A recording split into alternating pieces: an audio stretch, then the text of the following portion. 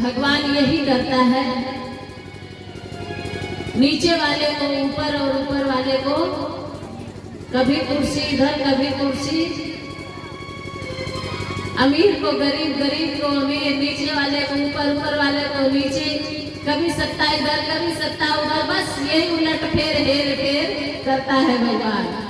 राजा का दूसरा प्रश्न आया, महाराज कृपा करके बताइए भगवान कहाँ रहता है? सब लोग कहते हैं कि भगवान है, लेकिन भगवान रहता कहाँ है? हमको ये बताइए। राजा के मन में बहुत दिन से ये प्रश्न खोद रहे थे, उत्तर नहीं मिल रहा था।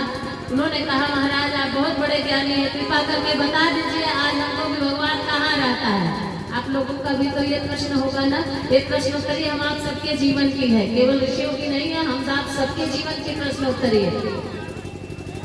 तो उन्होंने कहा भगवान कहाँ रहता है?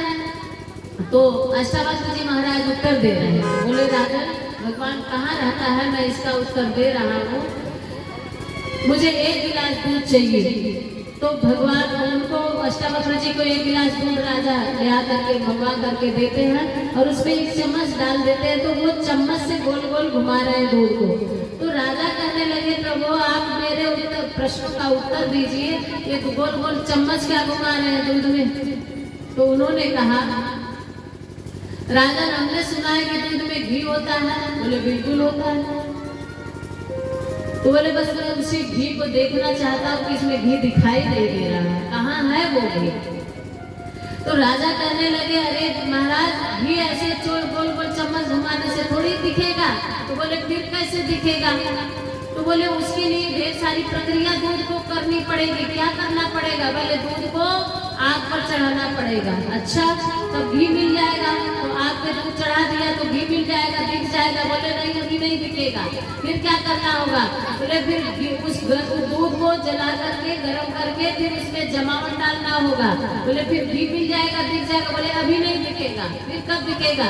फिर उस जमावन को, तो दही को, जब दही बन जाएगा तब उसको मथना होगा। तो बोले फिर घी दिख जाएगा। बोले अभी नहीं दिखेगा। फिर कब दिखेगा? बोले मथने के बाद उसमें से मक्खन निकलेगा। तो बोले उस मक्खन ही वही घी है, उसको दिख जाएगा। बोले अभी नहीं दिखेगा। फिर क्या करना होगा? बोले एक बार फिर उस मक्खन को आग पे, तो बोले आग पे चढ़ा देंगे तब घी दिख जाएगा। बोले अभी नहीं। फिर क्या होगा? बोले उसे जलना पड़ेगा। तो उसे जलाया जाएगा। जब जलाया जाएगा मक्खन जल जाएगा तब उसमें से घी दिखेगा, घी निकलेगा।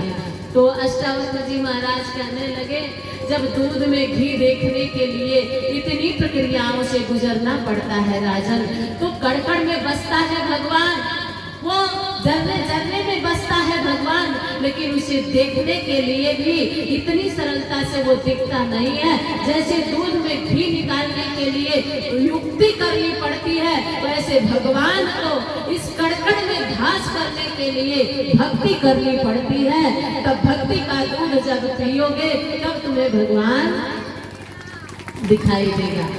राजा बहुत प्रसन्नचित्त हुए कि मेरे प्रश्नों का उत्तर मिल गया।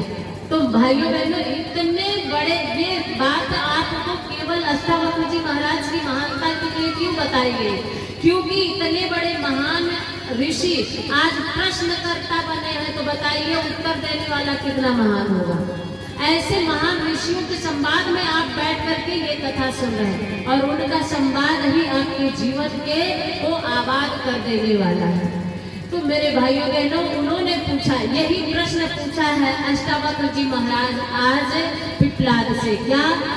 महर्षि पिपलाद से उन्होंने पूछा है हे महाप्राण कृपा करके बताइए कि मनुष्यों के जीवन में सुख शांति कब और कैसे आएगी और मनुष्यों के जीवन का कल्याण कैसे होगा? तब उन्होंने कहा हे महाराज आप तो बहुत बड़े ज्ञानी हैं, लेकिन यह प्रश्न का उत्तर मैं दूंगा क्योंकि आपने अपने लिए नहीं, आप लोक कल्याण के लिए यह